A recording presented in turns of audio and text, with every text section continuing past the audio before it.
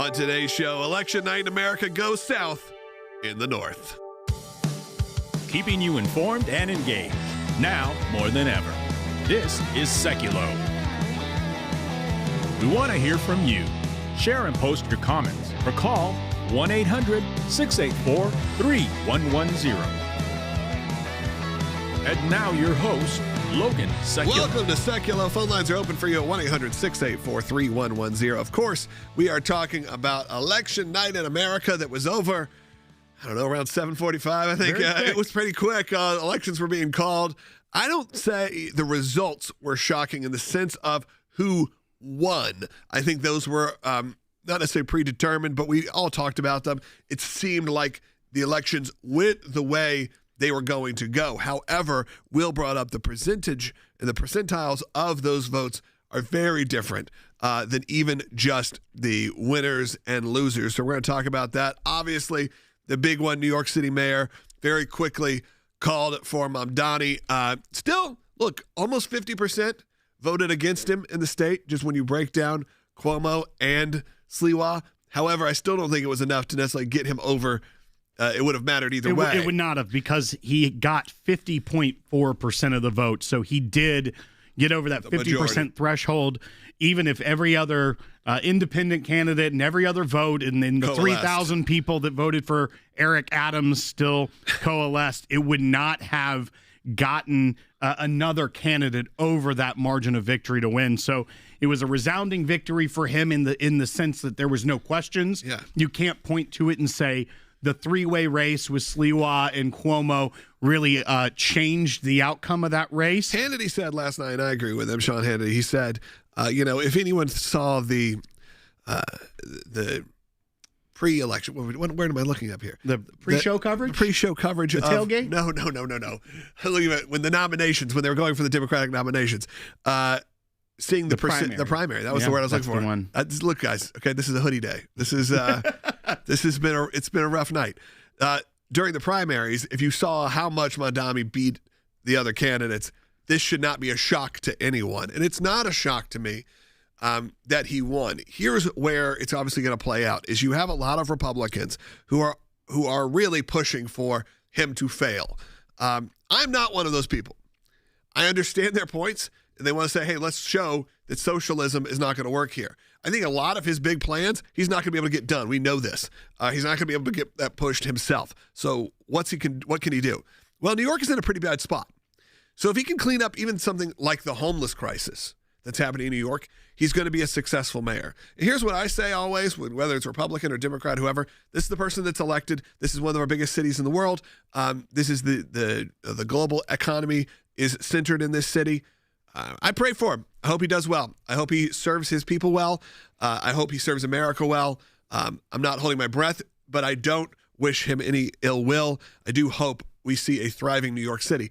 Now, maybe one of the more interesting things was not that a Democrat won New York.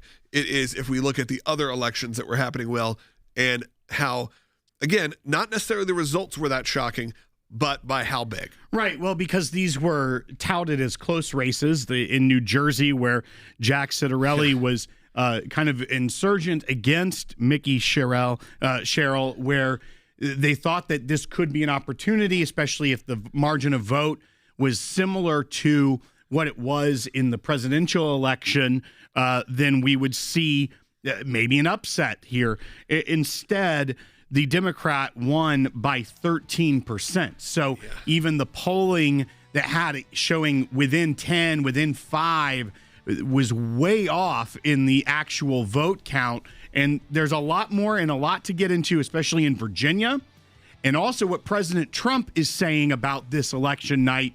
We've got sound on that and some opinion and some analysis about that we'll be getting to in the next segment. That's right. CeCe Heil from the ACLJ is going to be joining us, give you an update of the everything that's going on in Nigeria. My brother Jordan is in Mar-a-Lago right now. He's going to give you an update from CPAC, an event they're doing there. So it's going to be a jam-packed show, but I want to hear from you at 1-800-684-3110. As we go to break, I want you to consider supporting the work of the ACLJ. You saw everything that happened last night. That's why we've launched, even more so, our Freedom Drive to make sure that we are safe as Christians, as Judeo-Christian people, to have our beliefs.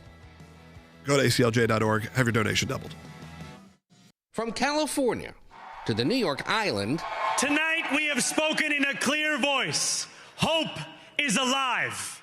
And in two key contests in New Jersey and Virginia, Democrats swept every big race on the ballot. In New York City, Democratic Socialist Zohran Mandami capping a stunning political rise, becoming the first Muslim mayor of the nation's largest city. Together, we will usher in a generation of change. In Virginia, Abigail Spanberger is set to be the Old Dominion's first female governor. In 2025, Virginia chose pragmatism over partisanship. Voters in New Jersey elected Mikie Sherrill, a former Navy helicopter pilot. With this vote, you guys just scream from the rooftops.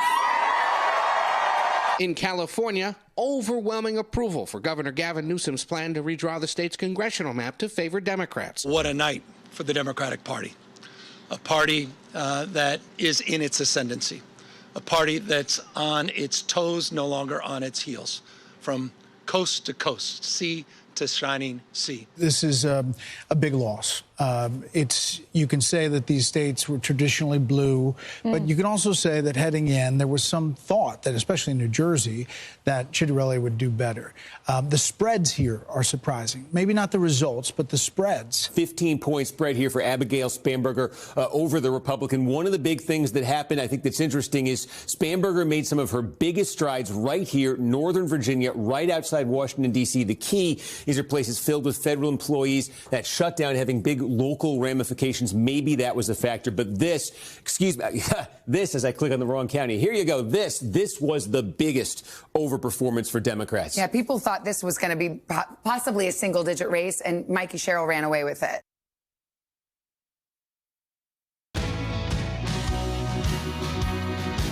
It's clearly because the comments are saying Logan is a socialist. He agrees with socialism. He wants the Socialist Party to succeed. That is not more that the way you said. I hope he succeeds. I pray for him. Pray for him.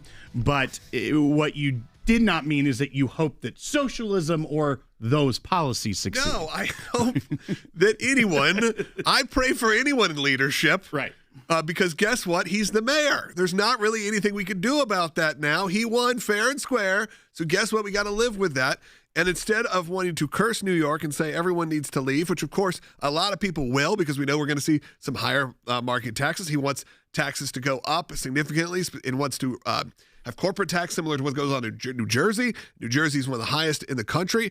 I know that is his push. I'm not saying I agree. And I believe what I said last night was I don't think I agree with him on anything. However, I wish him well. I do hope he does well. There are things in New York City that I believe could be cleaned up, even if you have someone from a bipartisan point of view who could go in there and fix even the crises that we're seeing, the humanitarian crisis that are on there. Those should blur lines. That doesn't have to do with whether you're a socialist or not a socialist. I'm not cheering on socialism.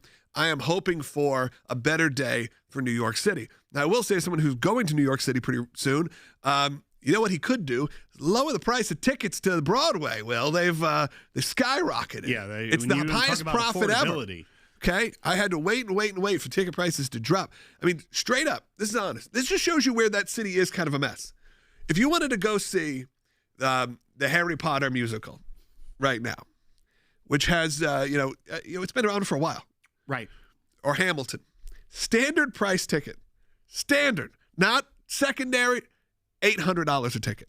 I think this is your elitism showing, no, Logan. I'm not going to that. I know, but I'm saying that on the other side of this, you're begging for free everything. Right. But you're like, but tourists can come in and spend more money than they've made in a year trying to take their kids to a Harry Potter musical. Right. It does show you this really big difference that happens in New York City. There's a big difference between what happens on Fifth Avenue and what happens everywhere else. Do you want to pay your mortgage or go see a Broadway play is kind of what you're don't ask me that question. You're not going to like the answer. Oh, that's fair. Phone lines are open for you at 1-800-684-3110.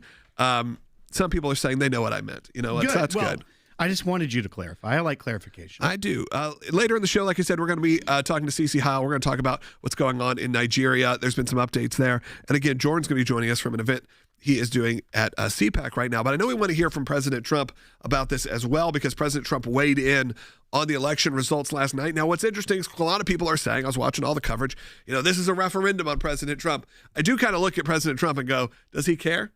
Does he go, you know what? I won. I'm term limited. I'm not really a Republican or Democrat at this point. I am my own thing. I am Donald Trump, and I'm out in 2 years. So you know what? I'm going to do still what I want to do. I feel like that's probably more where he leads. But let's hear from President Trump. Last night, it was, not expected to be a victory. It was very Democrat areas, but I don't think it was good for Republicans. I don't think it was good. I'm not sure it was good for anybody. But we had an interesting evening, and we learned a lot. Interesting evening, learned a lot. I think one of the things you also learned, especially in New York City, is how about we run some candidates people want to vote for. You've ran a Republican who no one really wanted to vote for, seemed like a good guy, but, it was a bit more too old school. And then you ran Andrew Cuomo, who, again, I think would have done a good job as mayor, but comes with so much baggage, including that baggage from President Trump saying how horrible this guy was for many, many years. That's not going to help out. Now, if you could look at the one positive sign, it was the largest independent vote for an independent candidate, I believe, in American, since really the two-party system. Right. The most people voted for an independent candidate. That is pretty wild to think about in terms of just pure numbers. And maybe that is a good sign towards a referendum on the two parties. Well, and when you look at also that race, that was the most amount of ballots cast for a mayoral election in New York since 1969. 2 million ballots were cast for the mayoral race. That is, as I said, almost 75 years. We're looking at a very long time since that many votes were cast in a mayoral election. So it was a huge turnout that is reflective in both votes for an independent candidate as well as the win for Mamdani. And then you look, though, across the board. And what President Trump was getting at is that we learned a lot. He mentioned two things specifically. One was that the government shutdown, clearly Republicans are being blamed for. And he also said a lot of people have said that my name wasn't on the ballot. Now, that is,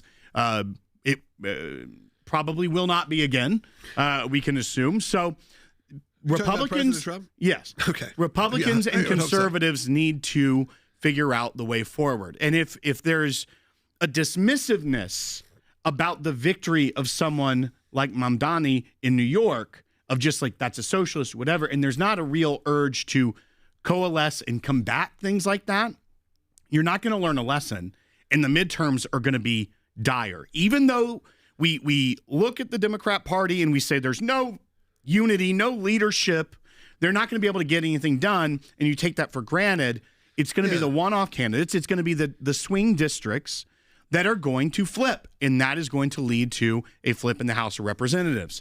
So you also look at a place like Virginia, where it got close at times, and then it got spread apart as far as the polling. It was kind of all over the map.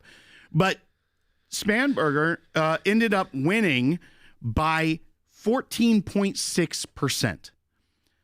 So that was not even remotely close. And they have an incumbent governor that's a Republican. And the lieutenant governor incumbent was blown out of the water by the Democrat who won that election last night. That, coupled with the fact that Jay Jones, the Attorney General elect now of Virginia, won by 6%. So even though he had all that terrible stuff about wanting to kill a political opponent or wishing harm on a political opponent and the children of that political opponent, not 25 years ago or when he was in high school and posted it on Twitter, but just a couple years ago, he still won by 6% of the vote. Now, I think a lot of that, you can look to Virginia and say, what do they have a lot of? Federal workers. What is going on right now? As of today, the longest government shutdown in American history. And while we know the truth, that it's the obstructionist Democrats in the Senate that will not let it go through, I think this does tell us that the voting public is currently blaming Republicans more than they are Democrats, especially in a state like Virginia. At least in those areas. And you try to have conversations with people. And, of course, a lot of this falls in party lines and in the media you decide to consume.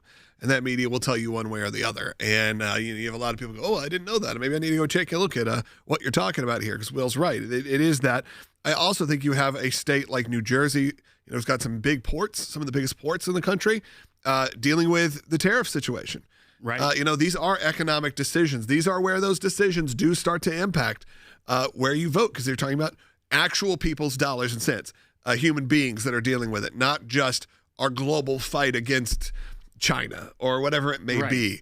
You are talking about a tariff battle that maybe we're not hearing a lot about as much anymore, but still affecting human beings. It's affecting human beings in particularly these states. And I'd say New Jersey is one of the big ones there. New Jersey, you also think Virginia yeah. Because of Norfolk, huge port there, and obviously New York.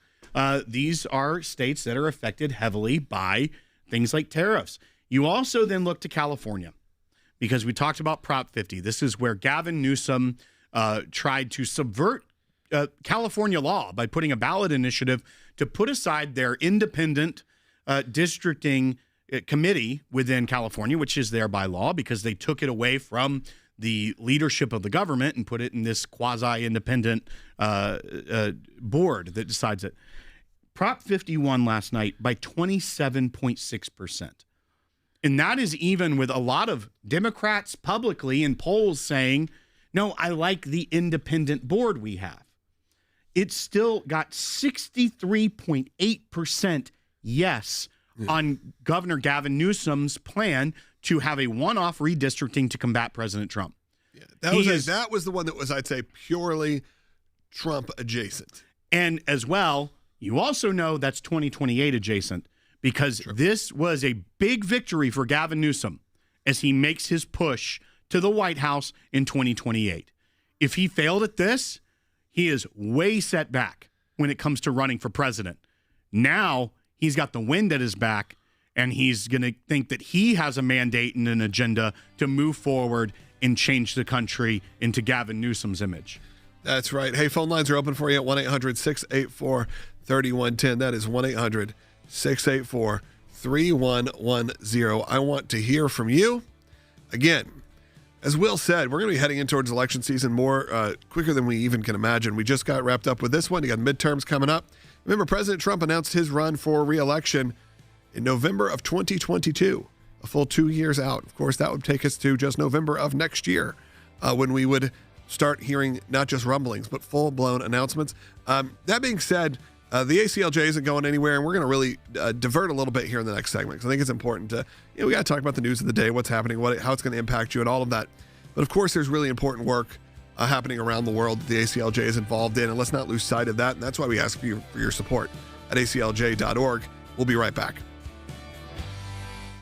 Christian persecution in Nigeria and around the world, and now attention is finally being turned to it, so much so that President Trump really starting to threaten action if the government of Nigeria does not get it together to stop this genocide of Christians that is happening within their country. And again, I want to make sure people understand that this situation, this is not the government committing this genocide. This is a terrorist regime. This is Boko Haram going in there and doing this, but the government has done very little to stop it. This is a majority Christian country in Nigeria. It's not like we're talking about this, but these are threatening sources, and America is saying, you know what, at some point enough is enough. President Trump relisted Nigeria as a country of particular concern. This is a designation under the United States State Department, and it comes from the Religious Freedom Act, the International Religious Freedom Act of 1998.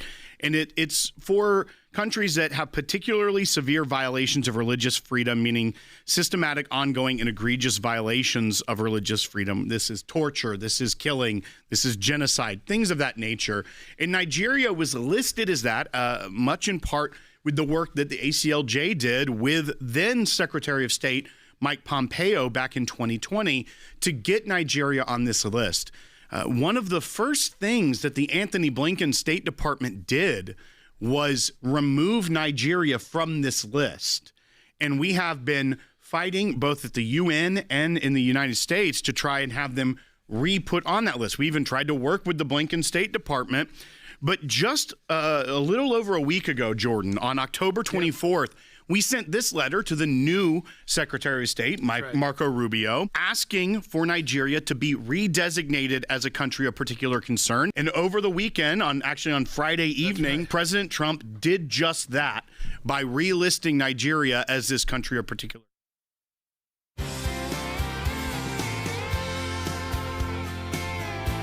Welcome back to Sekulow. Phone lines are jammed right now. We got one open, actually, 1-800-684-3110. I want to bring in C.C. Heil, Senior Counsel here at the ACLJ, to give you a bit of an update. Obviously, our eyes were on the election last night across the country, but now we are looking towards what's happening in Nigeria, and there's an update there, and I want to give you an opportunity to share that. Sure. We're all still very much celebrating the fact that President Trump put Nigeria back on the countries of particular concern list for their persecution of Christians. And like we've talked about, for this past week, Nigeria has more Christians killed for their faith than all of the other countries combined where Christians are killed for their faith. And so it was very important for Nigeria to be put back on this list. And in fact, it's about 32 people, an average of 32 Christians a day that are killed for their faith.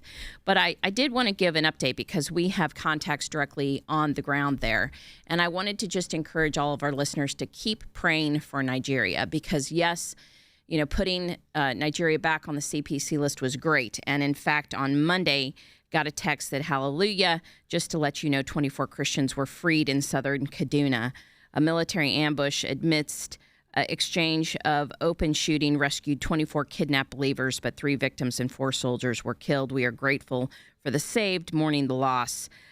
Amidst escalating violence, we urge you to keep praying for our team and the displaced victims. And so what is happening and what our people on the ground right there are telling us is that a lot of these terrorists now, I think, are digging in. And it's not, even though, yes, the Nigerian military is now being more engaged and they have actually taken some action, Christians are still being killed. The rescue team that we're in touch with still on the ground there. And actually, it seems like the terrorist efforts are escalating, almost like to see how many people they can kill before maybe they're kind of pushed out of this area. And when you look at also the complexity of the situation in Nigeria, is because it is the government itself is not the one being the persecutor. They are not going in and conducting this genocide against Christians. It is Boko Haram and the terrorist groups and the ISIS-affiliated groups. However, the Nigerian government hasn't necessarily had the will to save the people of Nigeria, whether it be they don't want to have losses in their military. They have things they consider more important or more strategic areas. But that's where the pressure to put on the Nigerian government to then take on these terrorists is what the country of particular concern designation can help with. However, it's not as if that designation then is an immediate direct effect on the persecution because the government, it's not like those being persecuted just stop.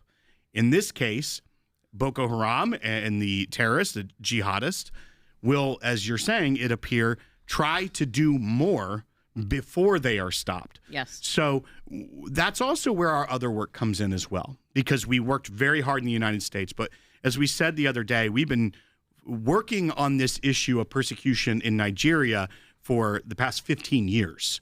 This is some of the stuff that you started working on when you first came on at ACLJ as senior counsel to take on this international role and to help fight against this persecution.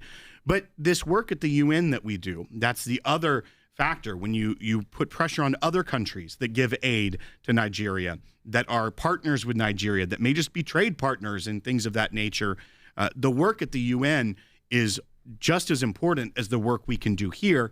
And we've been able to get victories here, but our work at the UN continues. Absolutely. And just like you said, I mean, even though it's not the government that is doing the persecution, they are absolutely complicit in it because they allow it to happen. And when you have the Fulani herdsmen attacking the Christians and Boko Haram attacking the Christians, the Nigerian government has traditionally said, hey, this is not really just an attack against Christian. This is more, tribal, and it's not as the United States is declaring that it is. However, again, on the ground, we have our sources. Everyone there knows it is a direct attack on Christians to wipe out Christianity from this Islamic terrorism side. So what we do at the UN is very important because we're able to say the same thing to the international bodies that we, say and update the United States with, that this is absolutely an attack against Christians. It's an attack by Islamic extremists to totally wipe out Christianity. Nigeria is basically 50-50 Muslim, Christian. The north is majority Muslim. The south is majority Christian. This is happening in the north where Christians live as the minority in the north. And so, again, it is very clear that Nigeria needs to step in and protect their Christians. And I think the CPC designation has helped that. I think every time we go to the UN and every time I'm before the Human Rights Council and doing oral interventions and written submissions, we keep bringing this forth that Nigeria is absolutely killing Christians at a rate that is not acceptable, because any rate is not acceptable, but they are the major country that kills 70% Christians. 70% of Christians that are killed for their 70%. faith, are killed in Nigeria. Yes. And one other thing that you brought up was that the government will try to downplay it as though it's tribal fighting, skirmishes. That's actually a playbook that we see all over the world. Whenever we see Christians specifically targeted for their faith, the government, when they don't want to step in, when they don't want to do their job to protect their minority citizens, or in some cases, the majority citizens, but because it's religious based, they try to play this card of it's just tribal warfare. Right. It's not really nothing. I mean, it's been going on thousands of years. There's not much we can do. Right. They try to play this card to wash their hands of it, absolve them of their responsibility to take care of their citizens. And that is another thing that we consistently at the ACLJ point out on the global stage, to not let these governments get away with that. Right. In fact, I think you've heard statements now from Nigeria, even in response to Trump's putting Nigeria back on the CPC, is no, you're getting this wrong. It's land grabs. It's tribal. It's not Christian persecution. And again, we are not getting this wrong. We have the facts on our side, so we just keep pushing the facts, telling the truth, and we've seen success. Like you said, we've literally been doing this since 2010. December of 2010 was, I think, one of the first attacks we brought to the European Union before their eyes in January of 2011. And so we've been fighting for this, and that shows you the ACLJ, we will not stop fighting until we see justice. And with the CPC designation, I think we're on that path. Doing that. The team of the ACLJ, I mean, when you hear about this, I mean, we're going to talk about, like I said, the news of the day. You're going to get that on this show. But the primary focus on this show, the reason why our broadcast even exists, the reason it was founded, at this point, nearly 30 years ago, the organization, 35 plus years, but this show itself was to not only give you legal help and give you a place you can go and listen to if you had legal concerns, whether that's in your home or whether that is at your church or whatever it may be, but it was also for you to understand the work of the ACLJ. As time has changed and things have evolved, we understand a lot of you tune into us for your news source. So we're going to talk about those things, and that's totally fine. But the core of what the ACLJ does is the legal work and our media side. And you hear CC and all these teams, these are people working 24 hours a day around the world. And all of them get to do it. Our clients get all of this for free. Just like you get this show for free. If you need legal help, you get it for free. I try to remove all paywalls from anything. That only happens if people like you support the work of the ACLJ. And as we head into the end of this first half hour, some of you lose this here. If you don't, or if you do lose this, find us broadcasting live on all our different social platforms, aclj.org and YouTube. But you can find us archived later on. I know a lot of you don't even watch live, and that's okay. But if you do watch live, I'm going to encourage you right now, because we can track it, to really scan that QR code or go to aclj.org. We know what comes into this hour. It's because you enjoy this show. You want to support the work that you heard about in this show. So do it right now. Have your donations doubled at aclj.org. The fight for life is happening right now in Missouri, and the ACLJ is on the front lines. We are standing against Planned Parenthood and the ACLU. Planned Parenthood has launched an all-out assault in Missouri, claiming that Missouri's Constitutional Amendment 3 gives them an unchecked right to an abortion. That includes basic health and safety regulations, requiring doctors to have licenses to perform abortions, and any regulation in dispensing chemical abortion pills. That's why the Missouri Attorney General called on the ACLJ. We have sent and are sending more attorneys as boots on the ground, defending Missouri's life-saving laws against Planned Parenthood's radical interpretation of a constitutional amendment. Missouri's fight matters for your state too. What happens here could set the tone across the entire country. Join us in this critical battle. Sign our petition of Missouri's defense of life at aclj.org. Because together we must stand and fight for life. Keeping you informed and engaged, now more than ever. This is Sekulow. And now your host, Logan Sekulow. Welcome to Sekulow. Phone lines are jammed, but one's open right now, 1-800-684-3110. Second half hour of the show, of course, we're talking but not only the work of the ACLJ, but the big news that came out of last night, which is, of course, the election results not being, or actually, I think the results, the final results being as expected, as you saw a pretty strong Democratic sweep, including in the New York mayoral race, as Mamdani has taken the day as expected. But we even see President Trump coming out saying it wasn't good. It wasn't good for Republicans. We need to make sure that we're coalesced, get back together. People want to see that. So again, I'd love to hear your thoughts on that. We got a lot of phone calls coming in about it.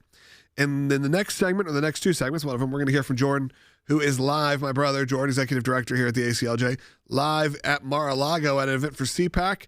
Again, he's always traveling all over the country, so we're holding down the fort here in our media headquarters, and he's able to go Washington, D.C., pop in here, come back, go over where he needs to go, because that is really the expansion of our Washington, D.C. office, even when they're doing these events in Mar-a-Lago, because it's very similar. It's all part of that sort of political world, which the ACLJ has to be a part of. You know, I think when you have Christian values, you have conservative values, you want to make sure that they're represented in the world of politics as well. And it's also one of the reasons why we have ACLJ Action, which is a different version of the ACLJ. You can go look at their website, spend some time there. There's some really interesting things that they're doing right now. And of course, we look at what's happening in California, that election that happened where they said, hey, we are going to redistrict and really make this a referendum against President Trump. At the same time, the ACLJ is taking on a major Supreme Court case against Gavin Newsom's state of California, who is still trying to collect fines of millions of dollars against who? Churches in the area. This one specifically a Calvary Chapel. They had worship services during the pandemic, and we are just weeks away from a Supreme Court deadline where we'll be taking on directly. Because again, we're not talking about 2020 here. They're still trying to collect millions of dollars in fines from 5+ years ago. Go to aclj.org, support the work financially. This is really going to be a big one. We want your support with it. So phone lines are open for you, though, at 1-800-684-3110. That's right. And I think I wanted to play this before we continue on as well. This is a statement from Hassan Piker, who is a well-known far-left commentator, a Twitch streamer, very popular, used to be with the Young Turks. But what we're going to play here shows you what is going on in the left in America. This is his comments at the victory rally for Mamdani last night. Let's go ahead and play this. Bite one. What do you think it means that this guy ran as a socialist and anti-communism didn't work to stop him? That's big. Yeah, I think we are in the heart of the imperial core. This is the country that defeated the USSR, unfortunately. And the reality of the matter is there's a lot of antagonism. There's no class consciousness in the United States of America. It's one of the things I try to address every day with my commentary. Yeah, you heard that right. I have to play it back myself. He goes, hey, this is the country that defeated the USSR. Unfortunately, they are so clueless to what they're living in. Even people I think that would probably consider themselves socialists understand the negative side of the USSR. The failed experiment of the USSR. Gosh. And that is the problem, though. And that's why I don't want to just say we need to dismiss this. These are his supporters. We don't just need to dismiss this. We need to educate. We need to have more speech. That is the beauty of the First Amendment in America, is that we can showcase a better way.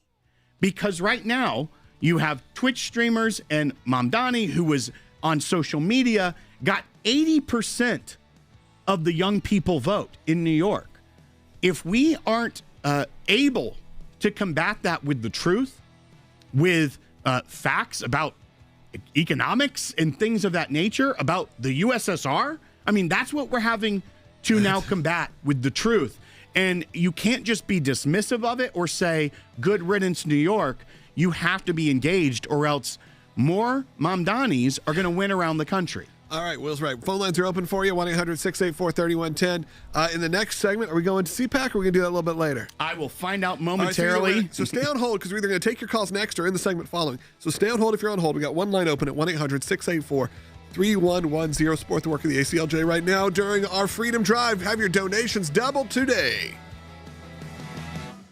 The beginning of our organization at the American Center for Law and Justice, it was literally about a Bible club. It makes its way to the Supreme Court and we win. But then the cases continue, whether it's speech on the sidewalk. And I say speech because for so many years, the free exercise of religion had been eviscerated by the U.S. Supreme Court and in the lower courts. It meant really nothing in the United States. And so the ACLJ started with a different idea.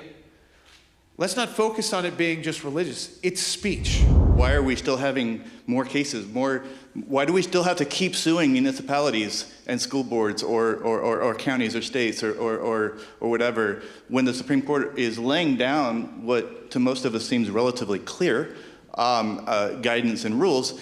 And I think there's multiple reasons for that. One is lower courts are, I think, sort of reluctant, or whether it's intentionally, I think, depending on the subject matter, or just, they're busy. They got a lot of cases and they're not always up to speed on the latest. And so it takes time for precedent from the Supreme Court to sort of work its way down across the system. I think that's probably part of it. I think another part of it is actually some of the governmental entities involved.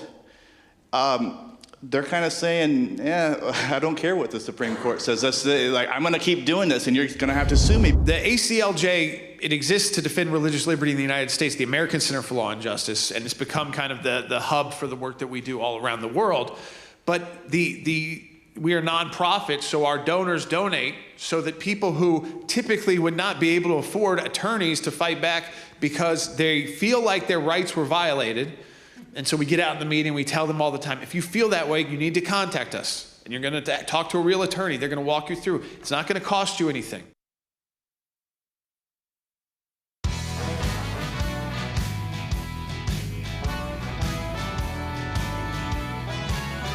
Welcome back to Sekulow. We're now going to go live to my brother, Zohran Sekulow, who's coming to us live from Mar-a-Lago, as you can see. Now, connection may go in and out. No, we're just connecting here via cell phone, but, it is what it is. We wanted to get a live shot there so you could see what he's up to. Zohran, why are you there?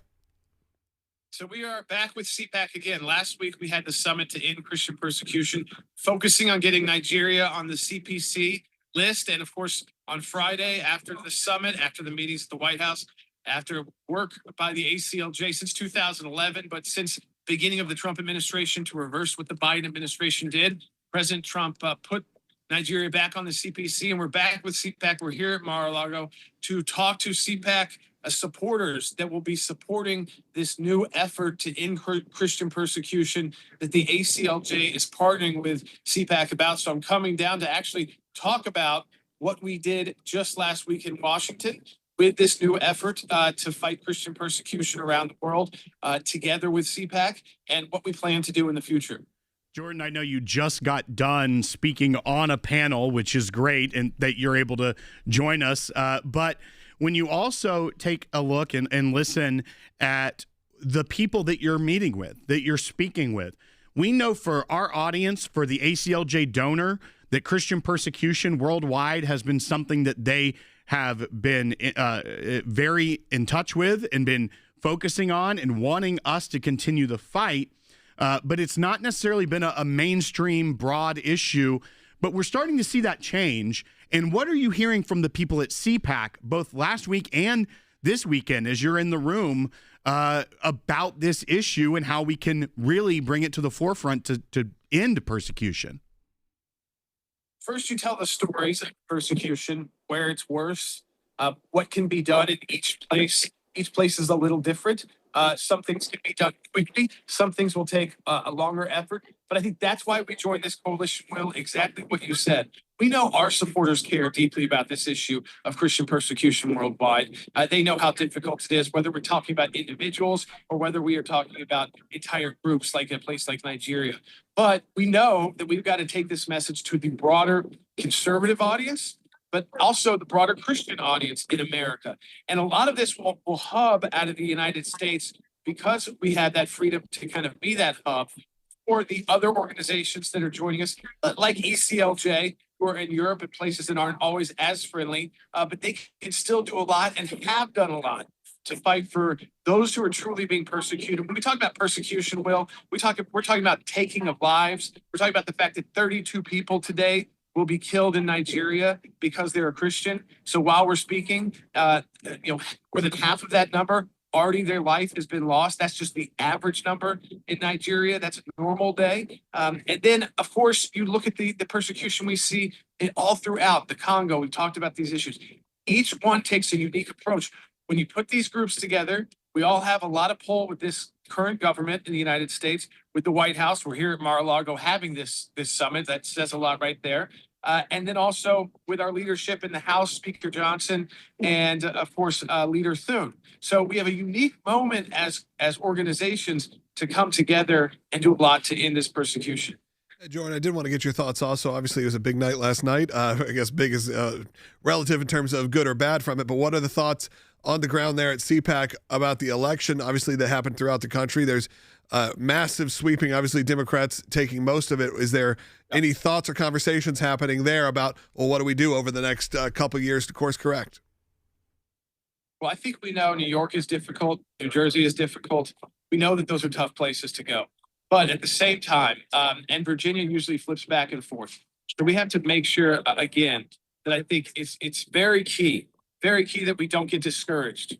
These were tough places to win. And though New York, it went extreme, especially with Mandami, extreme to this Democrat socialist, then there's that much fight to do in New York City. Virginia kind of goes back and forth. We see this pretty often there, but it's now a place we need to put more resources as a conservative movement. And New Jersey, we've been close a couple times. We've won a couple times, but it's not an easy one for Republicans either. So I wouldn't get too disheartened. It wasn't like we were losing in states we were supposed to win. It was just the polls that tightened and didn't get the Republicans over the line. Yep. All right. Will, you got something here? I think he covered that. You covered a lot of it. Great we know analysis, we need Jordan. to let you go because you're obviously spending a lot of time there, and we know there's a lot coming up next, but you'll be back in the studio, though, to give everybody an update soon. Look, I told our audience here earlier that this was, even though you're there in Florida right now at CPAC, this is just another part of the expansion of our Washington, D.C. group. So again, that's in our Washington, D.C. office, which is expanding significantly right now, as well as our media center. You got to make sure we have both of those covered. So thank you to Jordan for joining us live there from CPAC. Hopefully the connection was good enough for you guys that you got that. I thought it was really compelling to hear from him and see that. Looks like you got much better weather there than we do here. I am jealous of only that. Let's go ahead and take a phone call. A lot of you have been calling in. In the next segment, we're going to take all of your calls. Let's kick it off with Sue, who actually is an ACLJ champion. ACLJ champions get bumped up to the front of the line. If you support the work of the ACLJ on a monthly basis and become a champion, all you got to do is tell the phone screener, they check it out, and I do my best to put you up front. Sue, go ahead. Hi, thanks for taking my call. So I have a couple of comments about yesterday, which sum up the direction of the way the election went in California. Our direction was to vote or result in no on 50. What had happened was even signs were actually taken down that said no on 50 by angry either adults or younger people. One incident in putting up signs, two incidences where we actually saw younger people come, remove the signs, tear them in half, throw them in the trash, and had a few select words to say. In our neighborhood, one neighbor had a sign which was very derogatory to me, my grandchildren, and my daughter. And what it said was it had yes on 50. Underneath that, it had a four-letter word above our president's name. I mean, I can't tell you how much this appealed to certain people. What we did yesterday was explore the different places people were going to vote. There were lines wrapping around the building, and in our independent poll that we took as concerned citizens interested in what people had to say, most of the comments were voting no, and so that was great. So no matter where we went, it was 3 different places to vote live in person. They were all no for 50. We actually scheduled a whole bunch of people to watch the drop boxes so we wouldn't have any shenanigans going on there. We followed the persons that picked up the ballots to the election center in Ventura Government Center and made sure they arrived without excess baggage to accompany them. So with that being said, when the results were posted on It's Official, yes on 50 had won, we knew they didn't have time to count because we stood there and watched every single person arrive in Ventura County. Sue, I think I'm only cutting you off because we're running out of time. And I appreciate you calling in. What I think people don't understand, and maybe they do understand it, but it's really hard to kind of picture because you imagine such a blue state of California, you imagine such a red state of here in Tennessee, that you have a lot, especially in a state like California where there are so many people, or even in New York, there is almost 50% of the people that are voting Republican each time that are conservative voters. They exist. Our biggest support group for the ACLJ, it flip-flops between California and Texas. Texas, you'd probably go, okay, that makes sense. But California, Southern California, has a really giant Christian conservative group who don't want to see stuff happen to their state. But what appealed, as Sue said, what did appeal to this? People did not vote for redistricting. They voted as a repeal against President Trump. They vote, that's what the sign said that she was saying. Exactly, smart marketing, if you will, because they knew that's how they could rally people up. It wasn't a vote. It was a vote against President Trump. It wasn't a vote for redistricting. They probably don't even know how that all works. Let's just be honest. It's probably just a vote against President Trump. And we've seen some of these crazy districts in Illinois and other places that it looks absurd when you've had this. It is done in a way that is unfortunate. I don't think the Republicans or the Democrats should be playing this game because this is how the tables get turned. Okay, we got to be careful. I always say that, you never know when you start making these outlandish things, you start doing things that you feel are right just because you get the votes, that it could come and bite you. And that's what happened once again. Phone lines are open at 1-800-684-3110. You've heard about our team, again, hard at work at the ACLJ, whether that was what we're talking about with Jordan at CPAC in Florida right now at Mar-a-Lago, or you have Cece discussing all the work we've been doing for Nigeria. Or, of course, just giving you guys updates and giving you true, factual, non-biased opinions. We give you an opinion that we believe is the truth, whether sometimes you like to hear it or not. And people were calling me socialist earlier today, Will. Oh, you have socialistic tendencies. Well, don't say that. You like to socialize. I don't even like that, really. That's fair. Man, no, you're not a socialist at all. I was wrong. I don't like to socialize or socialists. Yeah. Oh, man. I don't know. Will took us there. It was all his fault. Phone lines are open for you again, 1-800-684-3110. I want to hear from you in this next segment of the broadcast. We are going to finish up strong, hopefully, with all of your calls and comments. We got 2 lines open for you.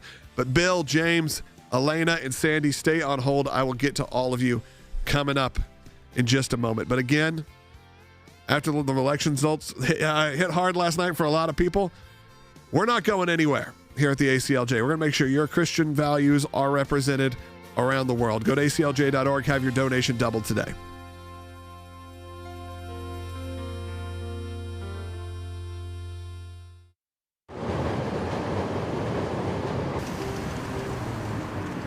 We're here at the Cook County Circuit Court where we're going to trial for 2 of our clients. They were street preaching downtown Chicago, targeted by the police, cited for a noise violation. It's completely unjust, and we're here to defend them in their criminal court. At the ACLJ, there's no small cases for us. This might be a misdemeanor, but this is something that could go permanently on their record. It could be a permanent stain on their reputation.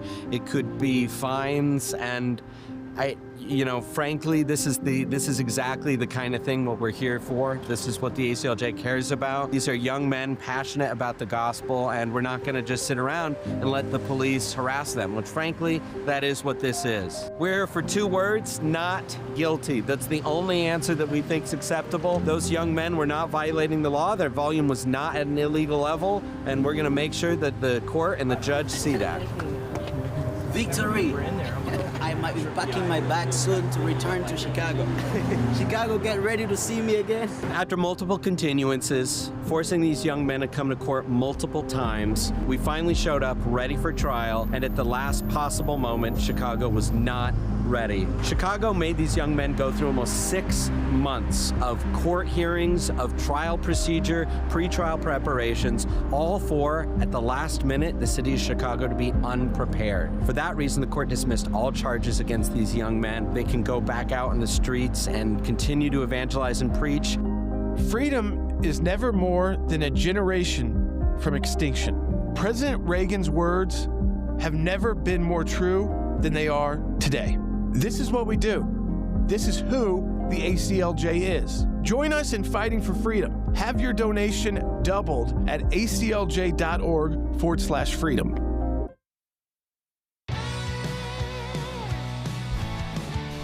All right, fam, it's time. We're going to take your phone calls at 1-800-684-3110. That's 1-800-684-3110. Let's kick this off strong. We're going to head over to Wyoming. We got Bill. Go ahead, Bill in Wyoming, line 1. Good day to you. Gentlemen, just thinking about all this that's been going on, especially with culminating in last night, I kind of want to try and quote from what Pat Robertson said a few administrations ago, where he said apparently people were voting for their stomachs. And then move to my question. Do you think after last night we'll have real-life enactment of the movie Escape from New York? Bill, I sadly do think you will have a lot of people. I mean, a lot of people have moved out of New York already. I mean, that's no shock, and everyone knows this. I do think, if you're a realtor in Tennessee, if you're a realtor in Florida, get ready for a big move. A lot of that happened even during COVID. A lot of it happened during these times where we saw these states appeal to a lot of New Yorkers because, number one, obviously financially, but even just for safety and security. So, Bill, unfortunately, I do think you're probably right. We will see a lot of people fleeing New York. I hate that. Again, it's one of my favorite cities in the world, but I think that this could go one way or the other. Either somehow Mamdani pulls this off and becomes this, Obama-like figure for New York where he's charismatic and, he ends up, his political career grows and grows and grows, and he creates a movement across the country, which hopefully, based on his beliefs, we hope not. Or it is a massive disaster, and hopefully that's a referendum for New York to wake up. You think New York would have already gotten there, where they would have woken up, but sadly, they also ran candidates who were not the best against him. Well, and when you also look at what he was targeting with social media and with the way he went to the young people, he was focusing on affordability. Now, ideologically, practically, the solutions that he wants to offer for affordability will only make things more unaffordable. That's basic economics, and for some reason, many Americans and young people in this country don't understand the way that basic economics work. However, he was targeting an issue that many New Yorkers, many people across the country really care about, affordability. Part of the reason why Biden and Harris did so poorly was because of affordability, because of the skyrocketing inflation. So it can't be lost on anyone and should not be lost on the Republican Party that affordability was an issue and continues to be an issue. I think a second thing, the most shocking race to me last night was that attorney general candidate of Virginia, who still won by 6 points, and the rhetoric he said. That tells you that no matter what, Democrats are willing to vote for people who are violent in their rhetoric, not just alluding to Hitler and fascism and threat to democracy, but actually saying things that discuss killing of the children of a political opponent. And you may think an attorney general of the Commonwealth of Virginia doesn't affect me. We've had Attorney General J.B. McCuskey from West Virginia on here many times. We talk about the importance of those roles and what they can do against the administration through lawsuits, through trying to get injunctions. They have a lot of power. And so that is something we have to watch out for. This is someone who, violent rhetoric, is now the top law enforcement official of a large state. I want to go to Lynette in New York, ACLJ champion. Lynette's got a quick question. Go ahead. Thank you for taking my call, and God bless you. My concern is that I'm seeing now a series of elections where the ballots are completely inaccurate. Names that had of people who had already left or were not eligible anyway to, in one way or another, to be on the ballot, still included on the ballot. Right. And Lynette, a lot of that has to do, I hate to cut you off. I'm trying to get as many calls as I can. You asked why people are still on that ballot. A lot of it has to do with the way their structure is. A lot of it for their business wrapping up their campaign. A lot of it's deadlines, and they made the deadlines. If they've already printed the ballots and then you drop out of the race, you still registered to be on the ballot. But a lot of them technically are still running, even if they have their election has been suspended. Their campaign. Because a lot of it's financially wrapping Here's everything the up. bottom line with that, though. Doesn't matter the ballots. He got 50.4%. You can add up every single vote, and he still got more. Yep. So thank you, Lynette. Let's continue on. Let's go to James watching on Rumble in New York City. James, go ahead. What an unmitigated disaster. Trump's got to rip off the Band-Aid, put in place the Insurrection Act, martial law, start shipping people out. If you can read and write, get out. If you have higher than a fifth grade education, get out. If you're of color, get the hell out. Okay, James. I think that's enough there. Look, leave it on the air. It's okay. This is how you lose. 100% how you lose. James, I'm sorry. That's just when you start going that far, that is the reason why you lose elections. And look, I understand you're frustrated, upset, but when you start just literally being racist, that's not exactly where we want to go here. You know what? And actually, he proves a point, because what have we seen? We have seen an implosion on the right this week with very big institutions that are imploding from within because of people like Nick Fuentes being platformed by Tucker Carlson. That is a problem that the right has got to figure out and deal with, or else never win another election. And there it was right there. All right, Elena's calling in Illinois. Let me know in your comments what you think about that caller. And look, I hope I'm not pleasantly surprised. Elena, go ahead. You're on the air. Yes. Well, all the Eastern Europeans who came here and had a trade came here to work. Right. This coming and let people come in just to be here. Like Brezhnev said, America is going to be destroyed from within. Well, that was the plan, to come these people here who wants to be on social help, Medicare, Medicaid, food stamps. They don't know the language. They don't want to learn English. They don't have no trade. Yeah, Elena, look, I know a lot of people who come to this country, they come for a better life, and they're also doing it the proper way. Like, seems like your family did as well. And of course, that is very different than what is happening now. They run away from socialism, communism. They see it now in our biggest cities. I understand the concern. Look, we've seen that a lot in Miami. When there's been any of this sort of rhetoric happen, a lot of the Cuban population says, no, this is what we escaped. We're not going back to this. So be loud, Elena. I understand. Let's go to Sandy real quick. Last call of the day. Sandy, go ahead. Yes, I wonder if there's any law in the Constitution that prohibits illegals from voting where no documentation of citizenship requirements are.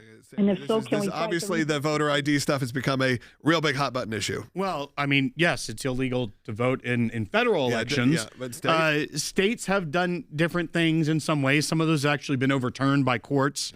But some municipalities allow people that are undocumented to vote in their elections. I forget where New York is on it, but that isn't the reason. They certainly don't make it hard to vote it's there. It's not the reason, though.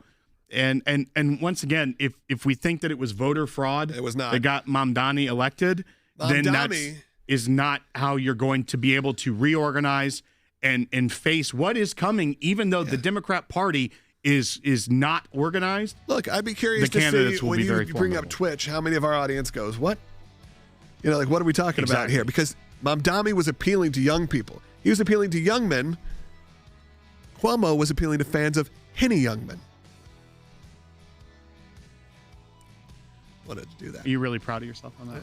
All right, good for you. I want that to be for the people over 80 that are watching right now, which is probably a lot. Let's just be honest. Shout out to my 80 up crowd. With that being said, I want you to support the work of the ACLJ, whether you're 80 or 800. It's doubled. If you give your, how about this? You know, it'd be really good. Give the amount of what you are. So if you're 75, make a one-time donation of $75. You can opt in. That becomes a lot, Will. What's the double to 75? 150, Logan. 150. There you go. I was going to try to catch you. That's an easy one. I know. We'll talk to you tomorrow.